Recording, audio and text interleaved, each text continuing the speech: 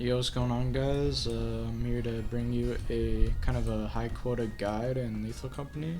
To start off the video, I'll be explaining what separates a good high quota team from the majority of teams and what you can do to be as good as them. I will not be talking about like the quota meta, like buying 2 shovels, like going to Art Q2. I won't be talking about that. This is going to be like a more general guide on how to do well in your runs and like how to complete runs. And yeah, like the video if you like it, and I hope you guys enjoy. Now to start off, at its core, Lethal Company is a perfect information game. Like chess, all of the information you need to make an informed decision is right in front of you. This basically means that you have the ability to make the best decision from what is happening right in front of you. That no matter what happens, there is always something you could have done to avoid a certain scenario. For example, dying to a pop jester, old birds, dogs, or giant camping the ship or main entrance or fire exit, and dying to a nutcracker right as you enter main. All of these inconvenient scenarios could have been stopped from happening either in the moment or minutes earlier. Now the first thing you want to get out of this is for every single time you die or have a bad day, to find that one thing that you could have done better. For a real example of the concept I was talking about earlier, where no matter what happens, there could have been something done earlier to combat like a certain scenario from happening, I'll bring up the quite popular clip of Bread blowing up the jetpack when he entered main when there was a slime camping the main entrance. Here's what happened. Got it. Alright. Here we got Bread spots the slime in the morning and does nothing about it. He could have trapped it behind like a closed door or dead end, but yeah, and here's the end of the day where the slime is still there and things are getting a little crazy. And the situation can be made much easier by if the slime is not there right now.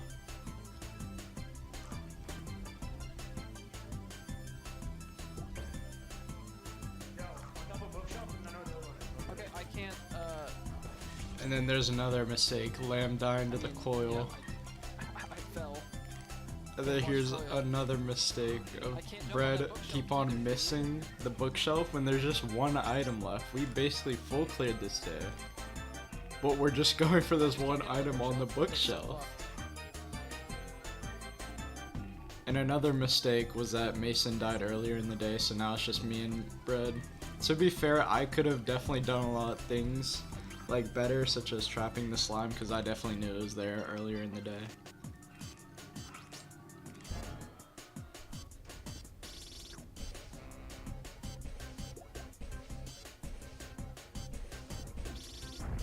Yo.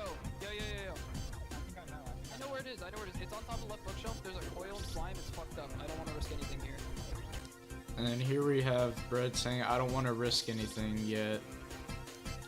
We're risking everything to get this one item. And then another miscomm is that Lamb died, which I had no idea because I was transferring. But I could have checked monitor. That's another mistake on me. And then another mistake is us going to main instead of fire to pull the slime fire. And another mistake is us both going in. Careful of slime. Slime on entry. Slime on entry. Get jetpack. Play him. And then here's another miscomm by me by not telling Bread about the 30 FPS tech, where if you change your FPS to 30, that you can just jump straight on the door.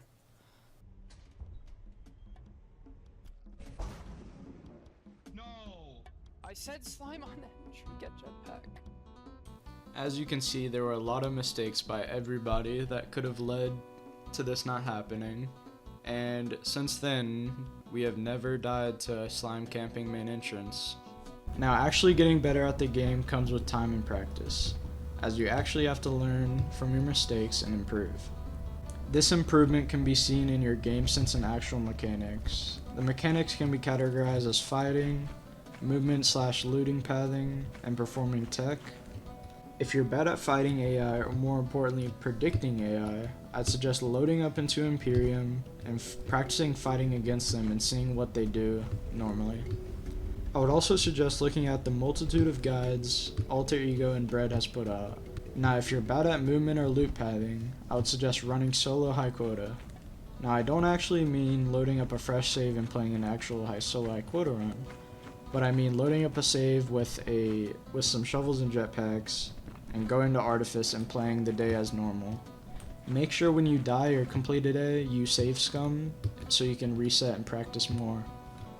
Optimally, this practice should be done in V50 because of the spawn curves and it being like more difficult, so I suggest running it on a past version. If you need help figuring out how to do that, there are some guides in the High Quota HQ Discord. Practicing this way will not only improve your loot pathing, but game sense, fighting, and every skill you need to get better at High Quota.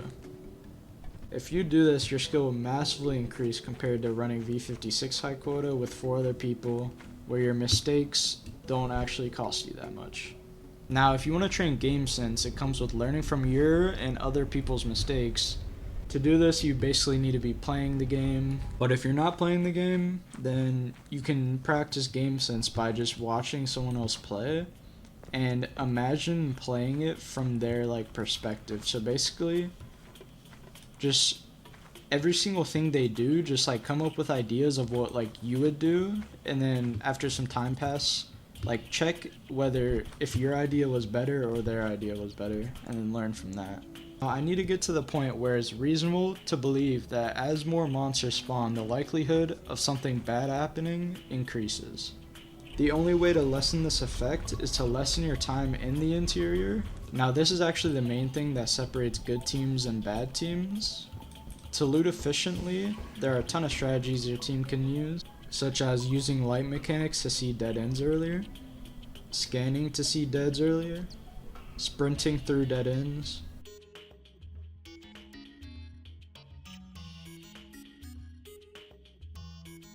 walking up slopes and running down them, stam management, you can see Maku's guide for more information, using momentum to your advantage generally, active memorization for navigation, breadcrumbing,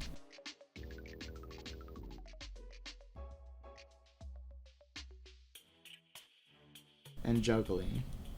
When you play the game, you always need to play with intent. Try to do everything as fast as possible and learn what works for you and doesn't. This will end up making you a faster looter and having more consistent good days. The last point I need to make is that you'll never hit a good PB unless you have a consistent group to play with. A consistent group that you can play with not only allows more time for serious runs, but it also improves your team play and chemistry.